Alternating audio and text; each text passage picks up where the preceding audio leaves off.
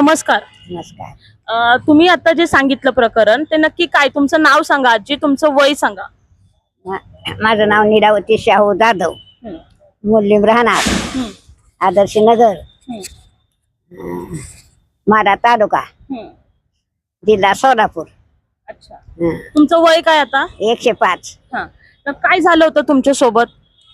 माझं मालकानं 1 किलो सोनं ठेवलेलं होतं आणि 10 एकर जमीन विकलेलं 62 लाख रुपये होतं.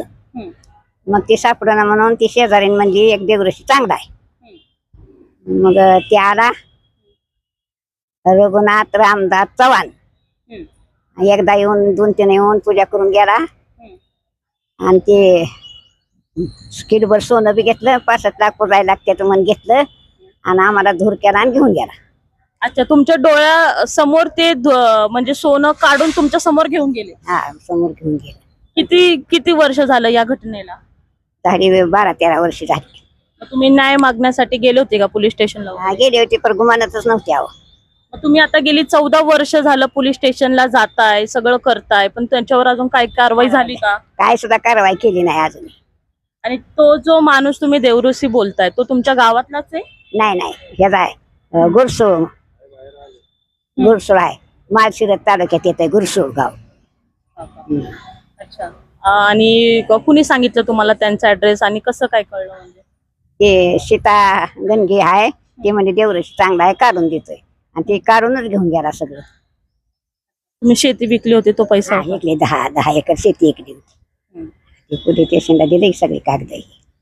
अच्छा, किती म्हणजे किती सोनं होतं नेमकं? 1 किलो होत. 1 किलो 1 सोनं किलो होतं. होत. आणि कॅश किती होती? 65 लाख. 65 लाख. आणि हे सगळं तुम्ही जमिनीखाली ठेवलं होतं? पैसे नव्हतं ठेवलं, पैसे होतं ह्याच्यात. बॅगेत. आणि ते होतं ते गावना म्हणून ते त्यांना बोलू देते, काढलं सगळं त्यांनी आणि धूर केला आणि घेऊन गेली. पुन्हा जर येतील म्हणा पोलिसाकडून हे करीन, तुला मोठं मारून टाकीन, तुला मसोबा घालीन, तुला पित्र घालीन, कुणाला सांगायचं नाही असं केलेलं? अच्छा, तर तुम्ही परत त्यांच्याशी गेले का? त्यांच्याशी काय बोलणं झालं का? बोलणं जास्त पण ते असा दाबत देत होता सारखा. तुम्ही जसं की पाहिलं, ह्या आजी 105 वर्षाच्या आहे आणि ह्या आजी सोलापूर मधल्या आहेत आणि त्यांनी सांगितलं की गेली 14 वर्ष झालं ते पोलीस स्टेशनला न्याय मागतात ते, पण त्यांच्यावर अजूनही काही कारवाई झालेली नाही.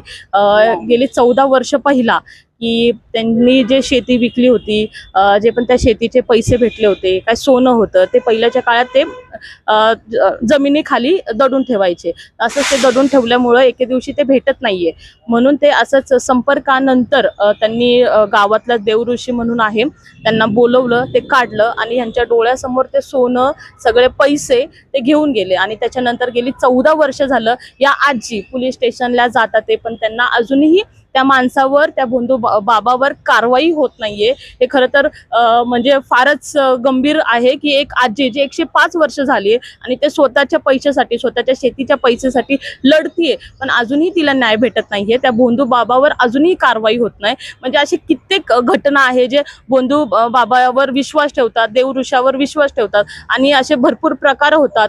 जर सोनं लुटणं झालं, पैशाची लूट झाली, तर तेवढंच फक्त वाटतं की या आजीला लवकरात लवकर न्याय मिळावा. धन्यवाद.